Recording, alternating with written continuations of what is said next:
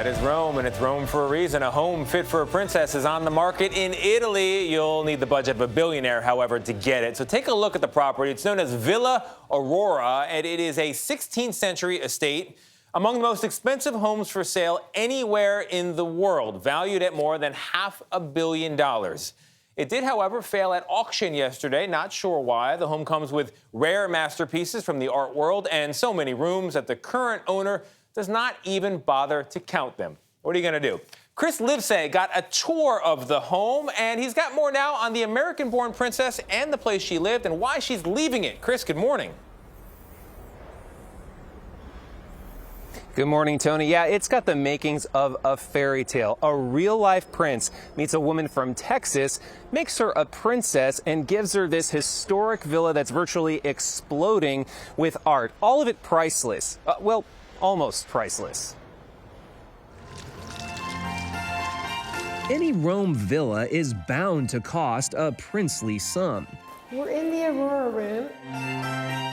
But the 16th century Villa Aurora comes with its own princess. There are 10 secret messages in each of these alcoves where you see that's real gold that they used to paint with. And none are more colorful than Her Serene Highness, the Principessa Rita Boncompagni Ludovisi. One of the people from the Louvre was here, and she said, we have one of these at the Louvre, but this is in much better shape. You might know her better as Rita Jenrette. In 1980, this Texas girl was married to South Carolina Congressman John Jenrette when he was convicted of fraud. The next year, as her marriage was crumbling, she threw gasoline on the fiery scandal and posed for Playboy. She eventually found her footing in Manhattan real estate, helping Donald Trump broker his purchase of the General Motors building in 1998. That's the period when she met her second husband, a direct descendant of Pope Gregory XIII, Prince Niccolò Boncompagni Ludovisi, seen here on CBS Sunday Morning in 2017. Tell me about the moment you laid eyes on Rita. Oh, that's a moment I will never forget. He died in 2018, sparking a bitter inheritance dispute between his children from a previous marriage and Princess Rita, one she says makes the HBO series Succession look tame. They could take the company out of our hands, and we'd never get near it again. Are you kidding me? This is child's play compared to what I've been through. Oh, God. Yeah.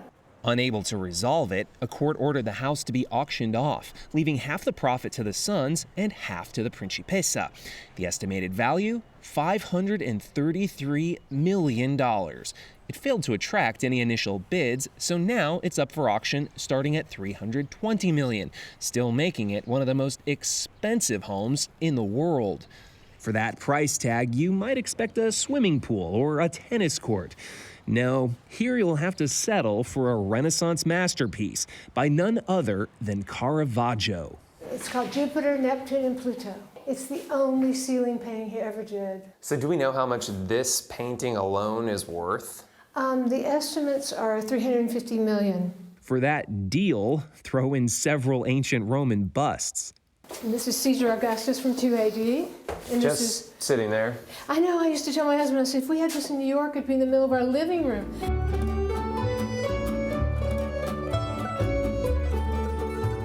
And even a sculpture by Michelangelo, one he didn't make for a church. When the Principessa moved here almost 20 years ago, she says the house was in shambles, but she made it her life mission to resurrect it. Please come in. Even leading tours. It feels like a museum with all the history here, but this was more than that. It was a home. Well, my heart will always be here. I feel a great responsibility. Part of this will always be in my heart. Always, forever.